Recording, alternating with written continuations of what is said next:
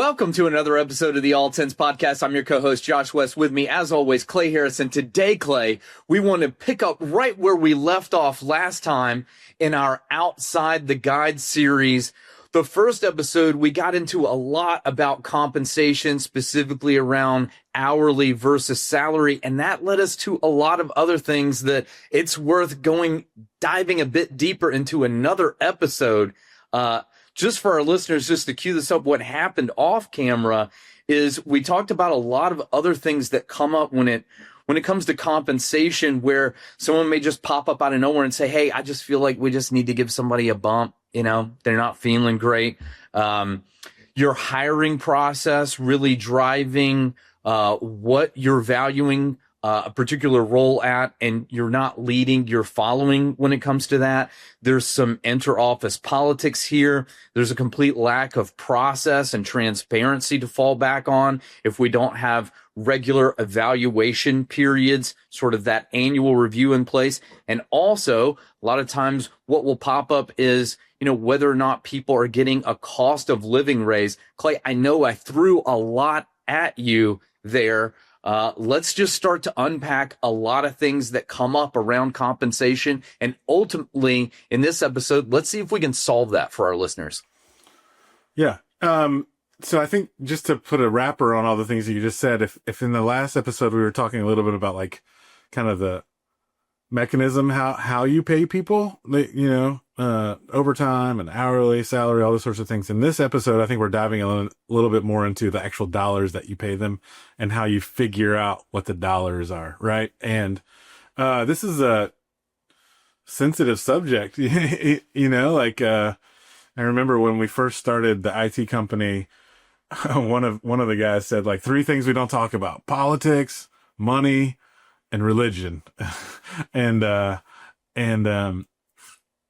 And so this is, you know, kind of one of those things that maybe a little bit third rail-ish, right? Like that it's as owners of businesses, we kind of put it in a corner and maybe don't even talk about it to our leadership team too much. It's kind of something that I've found in the session room. A lot of business owners kind of hold on to themselves. It's one of the things that they think about unilaterally in a lot of cases. And that, I think, leads to a bunch of the problems that you were talking about earlier.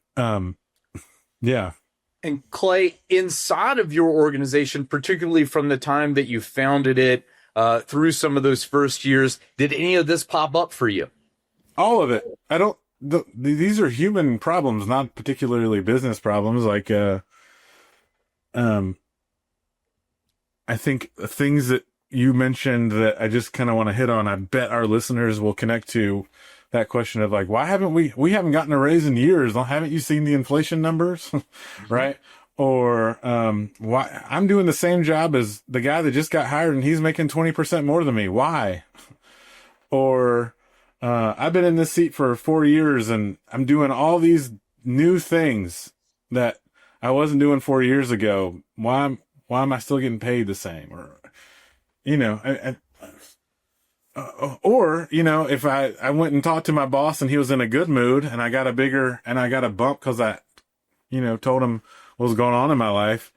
But if he were in a bad mood, it might have been a different number. Like, all these things are just kind of symptoms of all the other things we talk about in the EOS, that there's not like a great system in place.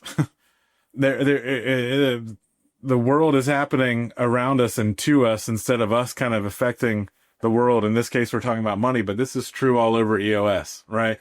And so even though compensation models aren't one of the foundational tools of EOS, they are still in search of simplicity, the right systems, right? Better predictability, making sure that we have the right people doing the right work, taking it out of just the owner's hand, delegating to the right person to be having these conversations. Building an accountability chart that is clear and up to date, is structured. Those 5 leadership abilities, right? Mm-hmm. You hit them all. Comp is compensation ideas, philosophies, models are in desperate need of those 5 leadership tools: simplify, delegate, predict, systemize, and structure. And so that's all we're doing today, is talking about those things that you mentioned. They're all symptoms, just like the rest of EOS. You can solve them. It's just an issue. But the point isn't that you kind of wait for them to magically resolve on their own. The point is that you kind of take the reins and resolve them purposefully, intentionally, over and over again as you run your business. So, Clay, as you began to tackle some of those issues, what was first, like, just kind of paint the picture for us overall? What kind of process did you implement related to comp inside of that business?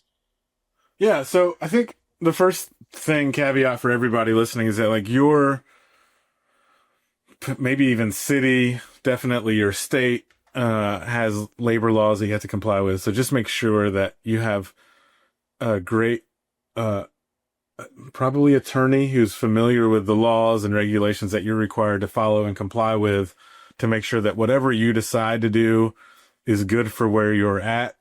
One of the most trusted advisors I had was an HR attorney. His name was Ed, and he was always there to answer my questions because we just wanted to make sure we checked that box. So anyway, first caveat. But I think the thing that happened to me in my entrepreneurial journey is that for most of my career, one of the questions that I loved asking when I was interviewing people was like, all right, well, and what were you making at your last job? Right. And I think that might even be illegal now. I don't know, maybe somewhere, probably California, but love to California, by the way, just saying. I would use that to help me inform like the offer that I made, right? And so like it was an IT company. So let's say I was hiring a help desk person, and I already had a help desk with 20 people on it. And the numbers of their salaries were kind of all over the place, right? So it's already a pain in the butt to manage. But if I found someone that I really loved and they were like, well, I was making 60, I'd be like, we got to offer this guy 60. And it completely threw everything out of whack within the company, because I might have a help desk guy making 40, a help desk guy making 50. Then I'm offering this guy 65 or whatever. And it's just like crazy. And it's like purely based on my gut and intuition, because I want to win. I want people to say yes to me. And that's like introducing a whole bunch of chaos into the system. And so I got the feedback that that was no longer helpful. And so it forced us to have a different way to start approaching the problem of how do we know what to pay people if we're not asking what they got paid, which seems crazy to say out loud now, but it's really like probably the way 90% of the business was salary was determined, right?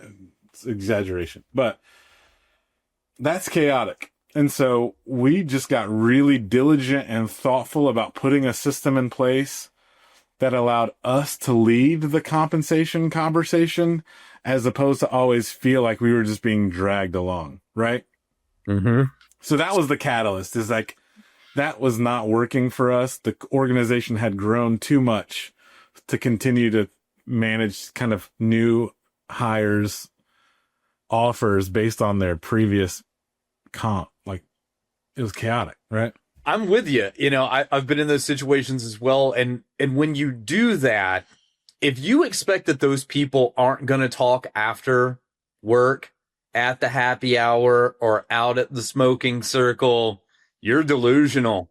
Those people are going to talk about it. They're going to compare notes. And then we get back to those questions that we talked about at the top of the episode and how they're going to pop up. And then you're back on your heels, because there's not a proper system in place. We haven't been transparent and clear with everyone about it. So, yeah, I mean, in a way, they're just reacting to that black box. Right. Yeah. So when that black box creates, I think there's just a handful of components that you can create clarity around that will help kind of eliminate the, turn the kind of opacity into transparency when it comes to comp. First one is like really clearly decide whether you want to lead the market in comp, lag the market in comp, or meet the market in comp, right? And so what I'm saying is, do you want to be the highest payer in your market? Do you want to be the lowest payer in your market? Do you want to kind of be right in the middle? Pick. And then talk about it. And, you know, I want to put a fine point on that. When you talk about market, we're not just talking about geographically and where you're at, but also specifically your industry. and what those norms are and what the value of those roles is. And so I think that's, when we say market, we mean that broadly. And even size of company, right? Because like there's so many different ways to cut the data when it comes to like salary information. I was an IT company, and within a 5-mile radius of us was Cisco and Lenovo, and those companies are big, huge Fortune 500 companies. We're not going to be in the same ballpark as them when it comes to comp. We're just not. It's a different world. And so size, location, industry, who you sell to, all that stuff kind of matters when it comes to deciding that. And there's a whole bunch of tools on the internet that can help you understand that. And it's probably not like salary.com, right? Like go find someone who's going to like take all of that. Maybe salary.com does that. I don't mean to besmirch them, but like find something that takes in all those kind of complexities when it comes to tell you about your approach to the market. So that's one thing, is to decide, really clearly whether you want to lead, lag, or meet the market. At my company, we decided to meet the market. We were an outsourced IT shop. It wouldn't make any sense for us to like lead the market. It would either put too much pressure on the margin or cause us to raise prices in a way that hurt our ability to grow. We didn't want to lag the market because we needed to hire people who our clients loved to get support from. So we decided to meet the market. So that was one decision. The second decision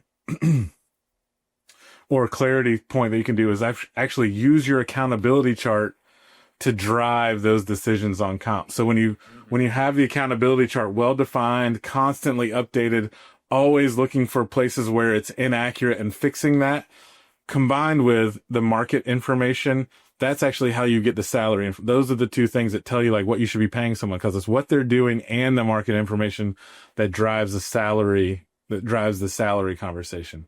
So for us, what that meant was, in real world terms, every position on our accountability chart, every seat on our accountability chart had a salary range assigned to it. That was based on real market information, not just my gut or not what the last person we hired is making, but based on what the market tells us. So that we went to all the people on the team and said, hey, your salary is within range or outside of the range. And if they were below range, guess what we did? We brought them up. We brought them into the range. And so that was like a big step at first, but we had a clearly defined accountability chart, clear understanding of the market. We married those two together so that each seat on the accountability chart had a range, and then we told people what the range was, and we made sure that their salary was in line with the range. So that's the big thing that I would love for our listeners to do. If you could just do those two things, it eliminates probably 90% of all that like kind of ridiculousness that happens, because it's creating just a bunch of clarity. If you have an accountability chart that's up to date, you are tying compensation ranges to the accountability chart, and those compensation ranges are based on a clear understanding of what your market, remember that's geo, size, industry, client makeup, that kind of stuff, then you're going at the problem with like real clarity, period. Yeah. I mean, real clarity. I can think of several examples with my clients where, someone shows up and says, oh, hey, can I just give so-and-so a bump? I feel like that's what they need. They're kind of down. And, then all of a sudden the owner that I'm talking to is kind of back on their heels. And I said, well, what's your process like? What's, someone's standing in your office there like, okay, don't we have a way of doing this? We're going to talk about, annual compensation raises, 3 months from now. And in the absence of anything like that, then you're always dealing with all of those sort of symptoms and issues and challenges and problems that we talked about up front, where, well, now someone's just going to pop up out of nowhere, right? And if they're coming to you and you just give them that spot raise, well, now that's going to get back to other people. Expect that more requests are coming your way in the absence of that. There's just, you're inviting in that politics. You're inviting in that uncertainty where if you haven't made it clear to everyone, they don't know what's going on. So, expect questions off the rip all the time. And, it's also the opportunity cost there is that it's distracting you from the real work at hand. You have customers to go and service right now. And instead, we're having one-off political conversations about compensation. And we've got the scuttlebutt around the office and the rumors and sort of the resentment that's also happening in there. And again, all of that is taking us away to why we started this business and what we're doing and who we're servicing and what problem we're solving in the world. I think that for our listeners who are running businesses, I think there's like this psychological thing also of, all right, well, if I put a plan in place, I got to stick to the plan. And the answer is yeah. Yeah, you do. Right. Like that's actually the gig, is that take stuff that felt easy when you were 5 people and you could just make decisions and we were all buddies. And then it didn't work as well when we were 20, but we could hold it together with duct tape and whatever else. Right.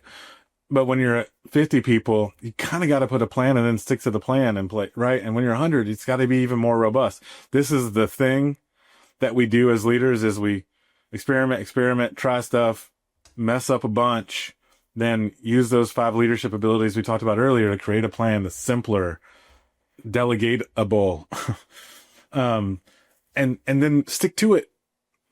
And for sure, it like limits your ability to riff, right? But I also think it creates more certainty for your team, and that's what they're craving as you get bigger. The people who enjoyed that chaos when you were 10 people are probably not the same people who are going to be the contributors to you when you're 100 people, and so that's okay if some of them leave because of it.